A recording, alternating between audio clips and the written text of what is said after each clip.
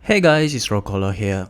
It is the weekend, let's talk about the Thunder Element event we just had, plus a couple of other things like the global matchmaking for Hunterthon and also the upcoming event starting on Monday. First, the Thunder Element event. By itself, the event to me is great because the game gives you the opportunity to get materials to build out your Thunder equipment and weapons. I had been building up Zinogre dual blades for quite some time, so the monster that I was focusing on was definitely Zinogre. I don't care as much for tobi-kadachi, but I'm glad to have an easier time building up the tzitzi-ya-ku helmet, which I end up using now. In terms of increasing monster spawns, I think it was okay. Not too many, not too little, it is similar to how it usually is with the increased spawns events. In terms of Hunterthons, I really like the number of Hunterthons with 5 Zinogres. Before the global matchmaking update, I could only solo up to 7 star, but that is still great because it is the same as doing 3 Hunterthons when Zinogre only appears as the 5th monster. After the global matchmaking update, I could clear all 5 Zinogres in one go. Combining with the double materials bonus, this was hands down the best event so far for hunting Zinogres. Unfortunately, I still need one more Zinogre plate for my next upgrade, and the 8 and 9 star Zinogres are not willing to help. But that's fine, that's just how it is with Monster Hunter. I'm not in a rush, so when it happens, then it happens. Overall, I really enjoyed the event. Next, we talked about this a little bit in the previous server update video, which is the release of global matchmaking in Hunterthons. This update is amazing. It is probably the best feature update so far for players in less populated areas. For those in populated areas, this change perhaps doesn't mean much at all, since they are likely used to getting full lobbies since the release of Hunterthons. I'm one of the players who benefit from the global matchmaking. To me, the game opens up a lot now because it allows me to challenge more Hunterthons as compared to before where I would just skip those that I know I have no chance in beating. Even though this is a fantastic update, it has also been a heavily discussed subject due to the fact that Niantic plans to hide the Hunter ranks in the lobby in the future update. The problem with hiding Hunter ranks is that players are not able to assess whether they are able to finish the hunt or not. As I said in the server update video, in this game, Hunter rank is synonymous to your equipment and weapon strength because you are not going to have high level equipment without hunting more monsters.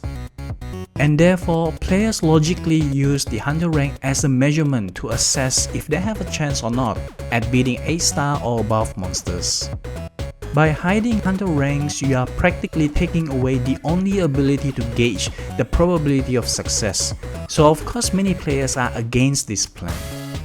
I don't think it is wrong for players to want their team to be able to contribute meaningfully. It is just like how in group projects, you want your team members to pull their weight as compared to just 1 or 2 doing the work while the rest just free riding. The problem is not so much about showing the Hunter ranks but more on making sure that the players have a chance to beat the monster. If Niantic is able to improve the matchmaking algorithm, then I don't think anyone cares about showing Hunter ranks. I think people need to understand that Hunter rank by itself does not mean how good you are as a player. Hunter rank shows how much you have played the game. Low Hunter rank players are not bad players, they simply haven't had enough time to build strong enough equipment and weapons. And that matters the most in Monster Hunter now.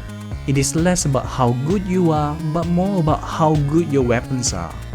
You can play a perfect game, not getting hit and hit the monster's weakness all the time, but if your weapon doesn't do enough damage, then you will still fail because there is a short time limit to the hunt. And that's why it makes sense that players want to maximize the probability of success by relying on Hunter ranks. You need players that are strong enough to deal meaningful damage to take down the monster in time. There were some comments that say having low Hunter rank players to participate still means that you are dealing more damage as compared to before when you have to do it solo. That is true, but unfortunately this game does not reward you for how much damage that you have inflicted to the monster. It's all about taking down the monster, and the global matchmaking is supposed to help with that. Anyway, personally I'm done worrying about this debate about hiding or not hiding Hunter ranks. I know I would enjoy the game more and play more when there's a higher probability of success. But then again, I consider myself a casual. Maybe it's different for other players. What about you? Do you think hiding hunter rank is a good idea? Moving on to the last topic in this video, the event that's coming up next week.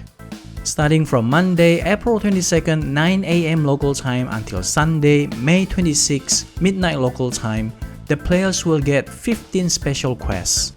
Some notable rewards include Wyvern Gem Shard, a Monster Hunter 20th Anniversary t-shirt, and a Monster Hunter 20th Anniversary Hunter Medal if you didn't get it earlier this year. So nothing super special, just a bunch of quests that you can complete. The Devil Joe event is coming up the week after. I will share more details when they become available. Alright, that is all from me for now. Remember to like and subscribe to the channel if you haven't already. I really appreciate them. As always, thanks for watching, have fun, and have a nice day.